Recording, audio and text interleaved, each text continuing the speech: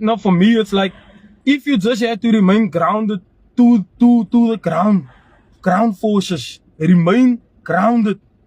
You worried about national issues, about police, let police solve police issues, and allow them to take its course. You will do your job in parliament where you need to do it. Anything beyond that, unfortunately, they're gonna hammer you for that.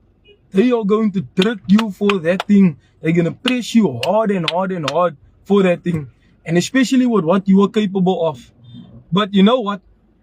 Like I said again, if you just had to remain resilient, stay focused, keep on track with what is going on in your community. Fight for the colored child. Fighting for the colored child doesn't mean that you need to do all of these things. It means that these lighties need to get into jobs. It means that these lighties need to be empowered with skills.